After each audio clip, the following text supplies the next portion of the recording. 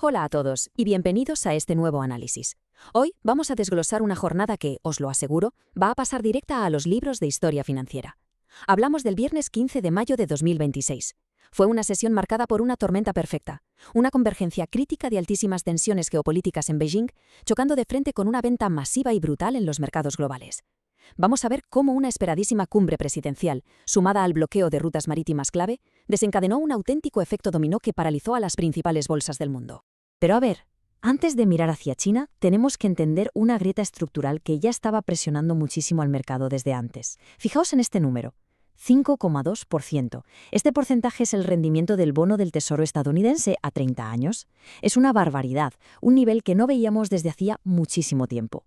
Pensadlo bien. Cuando la deuda soberana, que es el activo libre de riesgo por excelencia, te ofrece rentabilidades por encima del 5% debido al miedo a la inflación, las valoraciones de las acciones, especialmente las de las grandes tecnológicas, sufren una presión inmensa. Básicamente, estará la yesca sieca que solo estaba esperando una chispa para arder. Y para desenredar el caos de esta jornada histórica, nuestra agenda de hoy es muy clara. Punto número 1. La cumbre de Beijing. 2. Acuerdos y advertencias globales. 3. El desplome del mercado. 4. S&P 500, soportes rotos. 5. VIX, el índice del miedo. Y cerraremos con el punto 6, perspectivas de inversión. ¡Empezamos! Punto número 1. La cumbre de Beijing. Aquí es donde se encendió la mecha, en la reunión de altísimo riesgo entre Donald Trump y Xi Jinping. Todo el mundo financiero tenía los ojos puestos ahí. Y fijaos en el tono de las conversaciones. Según los informes, esta fue la severa advertencia de Xi Jinping sobre Taiwán. Es un mensaje muy sobrio. A pesar de toda la pompa diplomática y de la foto con decenas de líderes empresariales en Beijing, la realidad geopolítica que se respiraba era de una tensión extrema. Con esta declaración, quedó clarísimo para los mercados que el riesgo de un conflicto mayor no es una teoría, sigue totalmente latente. Pasamos al segundo punto de nuestra agenda, acuerdos y advertencias globales. Porque sí, esta cumbre tuvo dos caras muy distintas. El punto crucial para entender el mercado ese día es este contraste. Si miramos a la izquierda, vemos las buenas noticias, los gestos de buena voluntad. China acordó comprar nada menos que 200 aviones comerciales a Boeing. Y Estados Unidos dio luz verde a la venta de los codiciados chips de inteligencia artificial H200 de Nvidia para 10 empresas chinas.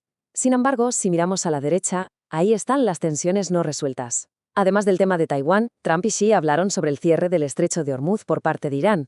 Y aunque ambos líderes estuvieron de acuerdo en que debe reabrirse cuanto antes, la falta de una solución real y la escalada en Oriente Medio pesaron muchísimo más en el ánimo de los inversores que cualquier acuerdo comercial. Y esto nos lleva directamente al tercer punto, el desplome del mercado global. Vamos a ver cómo reaccionó el mundo a este cóctel de incertidumbre. Fijaos cómo el pánico se propagó como un virus, barriendo el mapa de este a oeste. La primera alerta saltó en Asia. El índice Kospi de Corea del Sur, que ya sabéis que depende enormemente de los semiconductores, se desplomó un brutal 3,2%. Perdió los 8.000 puntos y la caída fue tan fuerte que obligó a pausar temporalmente la negociación. Cuando el reloj avanzó y abrió Europa, el miedo no hizo más que intensificarse. En España el IBEX 35 se fue desangrando a lo largo del día, perdiendo la cota psicológica de los 17.600 puntos, con todo el sector industrial sufriendo muchísimo por el alto coste de la energía. Y claro, como era de esperar, Wall Street abrió en un rojo profundo, borrando de un plumazo todos los hitos históricos que había logrado en las sesiones anteriores. Punto número 4 de la agenda. S&P 500 y sus soportes rotos. Para entender de verdad la mecánica de lo que pasó en Estados Unidos, tenemos que mirar el índice REI. Seguro que ese día no parabais de escuchar en las noticias financieras la frase «se ha roto un soporte».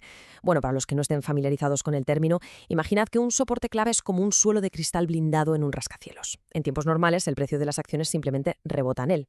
Pero cuando empiezas a acumular noticias de gran impacto, como una subida fuerte de tipos de interés o el pico de inflación por la crisis en Hormuz, es como si estuvieras lanzando pesas de gimnasio contra ese cristal. Llega un momento en que no aguanta más y se hace añicos. El suelo desaparece. Y ahí es cuando la caída del mercado se acelera drásticamente, porque los algoritmos y los inversores entran en pánico y empiezan a vender en piloto automático. Y ese suelo de cristal exacto para el S&P 500 estaba justo en los 7.500 puntos. El índice había estado flotando cómodamente por encima de este nivel, llevado en volandas por toda la euforia de la inteligencia artificial. Pero claro, la mezcla de malas noticias desde Beijing y los malos datos de inflación fue demasiado peso. El cristal cedió y provocó un retroceso realmente doloroso. Y aquí podéis ver el impacto directo de esa rotura. Las mismas empresas que antes lideraban las subidas de todo el mercado, los gigantes absolutos de los semiconductores y la IA, fueron curiosamente los más castigados de la sesión. Fijaos en los datos. Intel se desplomó casi un 6%, ASML un 5% y Micron cayó un 4,48%. Incluso la todopoderosa Nvidia sufrió una toma de beneficios bastante agresiva. Básicamente el mercado se dio de bruces contra la realidad, recordando a todo el mundo que por muy revolucionaria que sea una tecnología, unas valoraciones astronómicas nunca son inmunes a un aumento en los costes de financiación.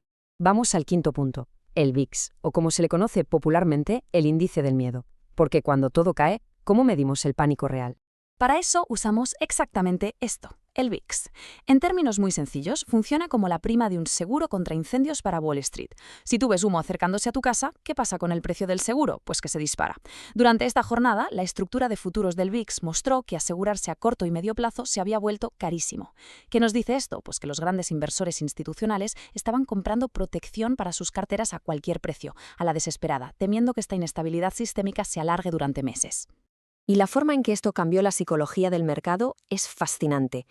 La prensa económica resumió la sesión hablando de dos conceptos que me encantan para ilustrar esto. Hasta ahora, el mercado operaba bajo el trade taco, que son las siglas en inglés de la idea de que Trump acabaría cediendo y haciendo concesiones rápidas solo para no hundir la economía. Pero el 15 de mayo todo el mundo saltó al trade nacho, las siglas de ninguna posibilidad de que Hormuz se abra. Refleja un golpe de realidad tremendo. Los inversores entendieron de golpe que un shock energético global y una inflación tan pegajosa no se van a arreglar con un par de fotos sonriendo y un apretón de manos diplomático. Y llegamos al último punto, la sección 6, perspectivas de inversión. Recopilando todo esto, ¿qué está pasando realmente a nivel macroeconómico? Los analistas lo tienen bastante claro y señalan tres grandes pilares detrás de esta tormenta perfecta.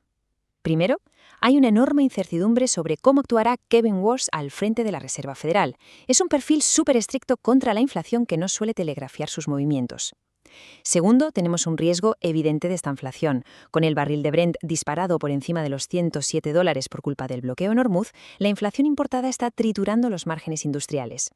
Y tercero, y quizás lo más importante a corto plazo, el brutal ajuste de las valoraciones. Como decíamos al principio, es materialmente imposible justificar los precios récord en bolsa de ciertas tecnológicas cuando tienes un bono estatal 100% seguro ofreciéndote un 5,2% de rentabilidad.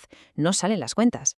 Así que, para terminar, la gran pregunta que queda flotando en el aire y que sin duda va a dominar cualquier mesa de análisis en los próximos meses es esta.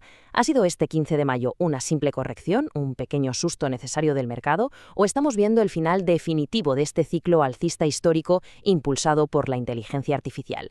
En un entorno donde la volatilidad va a ser la norma y donde elegir empresas con cuentas realmente sólidas va a ser vital, la respuesta a esa pregunta lo cambiará todo. Os dejamos con esa reflexión. Muchísimas gracias por acompañarnos hoy en este análisis.